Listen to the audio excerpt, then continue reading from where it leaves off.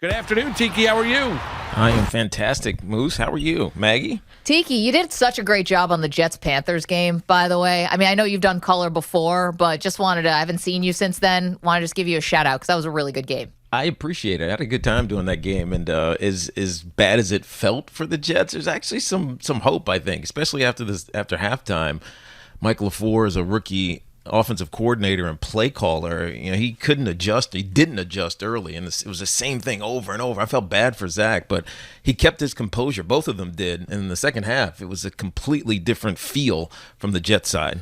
Yeah, preparedness, right? Well, let's start with the Jets, and we'll get to the Giants, Tiki, here, because we got some Giant news. No Ingram, no Lemieux, no Cam Brown Thursday night, tomorrow night when they take on Washington on the road, game 2 of the Giants season. But overall, the expectations here for the Jets, year 1, Salah, Wilson, there really are none. I mean, 17 games. So, for the Jet fan out there that's looking at this now with the rash of injuries, no Becton, man, the punter out.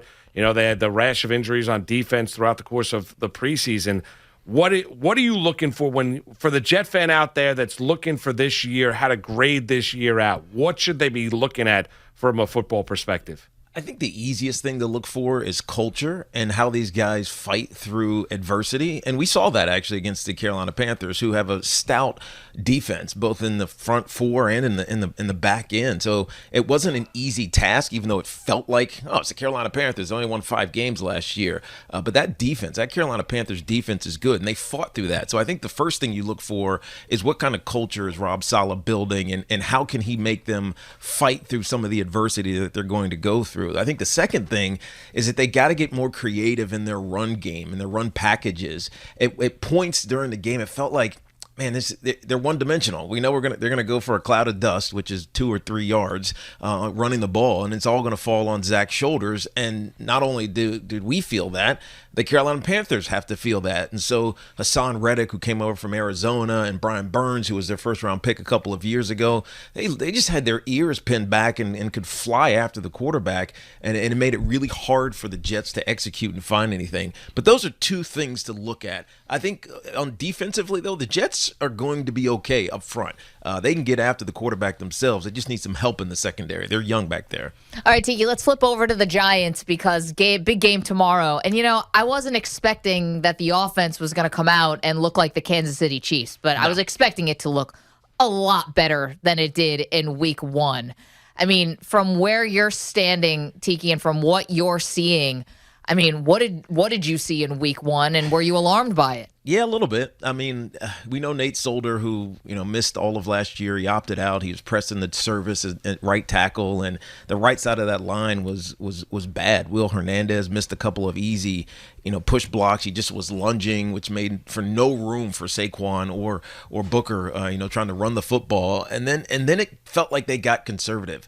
I know a lot of people are going to focus on Daniel Jones's fumble because he's turned the ball over in 40 plus games, and he's only played 48 or whatever it may be. But he was just trying to make a play. I almost don't fault him for trying to be a catalyst for the offense. I think defensively, I was more surprised on that side. I knew the offense was going to struggle a little bit. Their offensive line we saw in the last preseason game obviously has some issues that they're still working through. But defensively, I was surprised at how undisciplined, maybe, I guess is the right word. I won't say they were bad, but it was some undisciplined, shots. We see Teddy Bridgewater taking seam after seam after seam, and they're playing coverage, but they're a little bit late in rotating and getting to the right spots. And it felt like whatever Teddy wanted to do, he could do.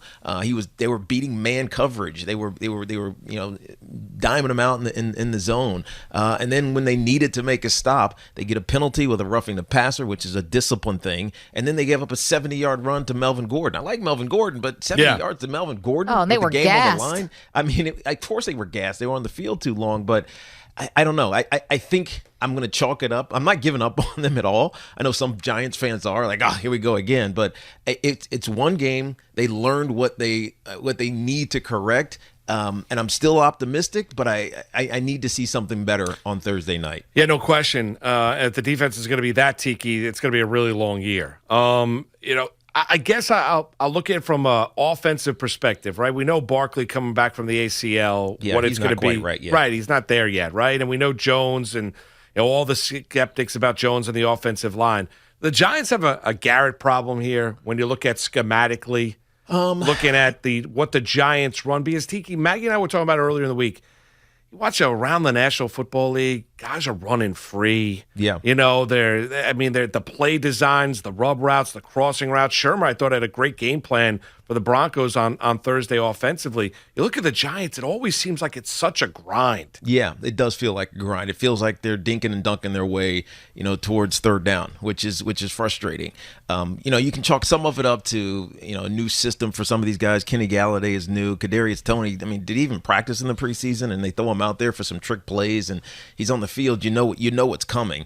Obviously, Saquon is recovering from his ACL injury, and I know it was exciting that he played in week 1, but he was hobbled, man. You could see him at some points in the game. He's limping around, not having real confidence on that knee. Not that it's anything wrong with it. It's just it's fatigued, right? He hasn't run like that in a while now, and so I won't say it's a Garrett problem, and I like Jason Garrett. I think he's got a good mind for offense. I feel like he feels constrained.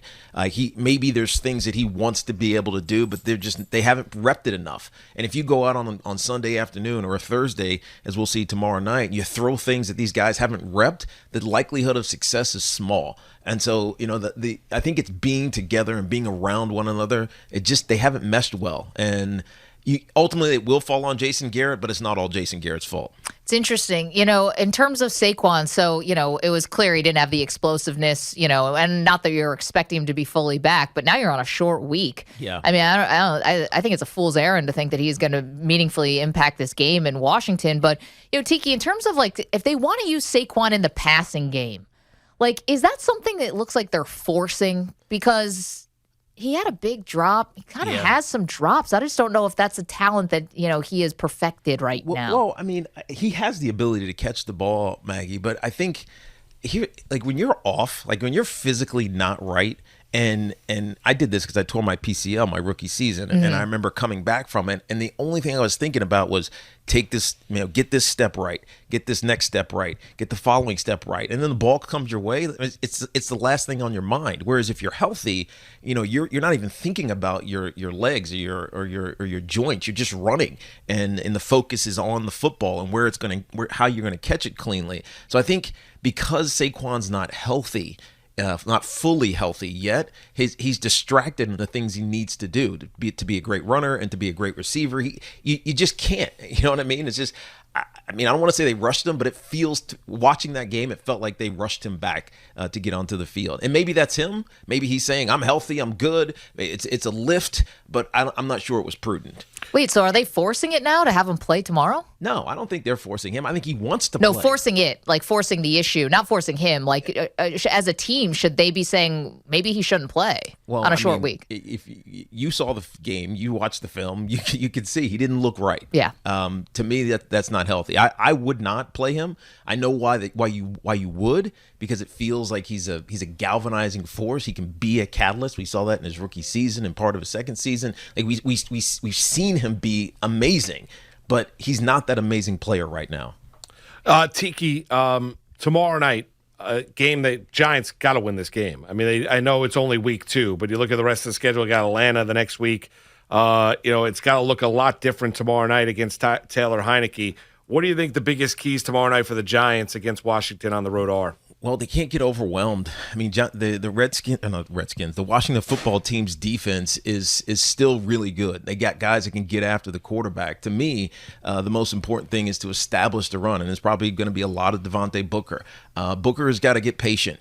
There were a couple of misses that he had. You dissect the run game. There were a couple of misses. He was half a step away from getting the right cut, and that comes with experience and patience with this offensive line. So I think they have to establish the run and can ball control this game.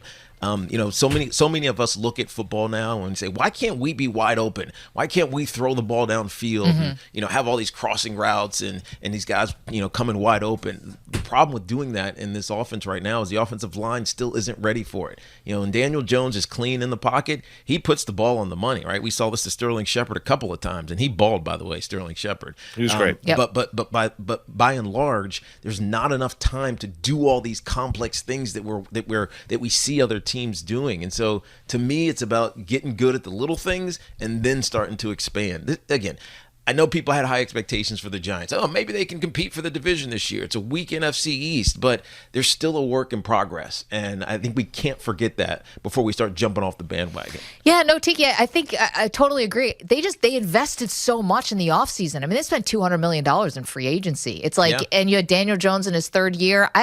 I feel like the owner has expectations, that they're going to be a playoff contender. Yeah, well, I mean, John Mara was interesting. He said maybe there's not expectations, but the fans certainly have expectations, and that creates the expectations. It's the whole perception is reality thing, right? So you're right. At the end of the day, though, I just need to see them play better and consistently, and not make the mistakes that ultimately cost games.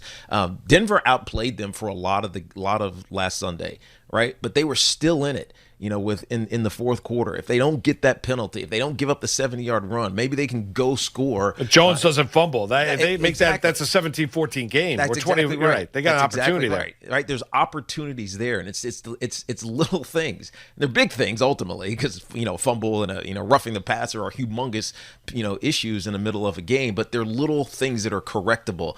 Those things need to go away, and I think we'll see the Giants be competitive. Tiki, what do you got this weekend? This weekend, I'm actually on a college game. I'm heading out to Happy Valley for Auburn. The whiteout, Saturday night. Whiteout. Yeah, interestingly, they love these whiteouts in Penn State. They're only 6. This is their 13th one. They're 6-6.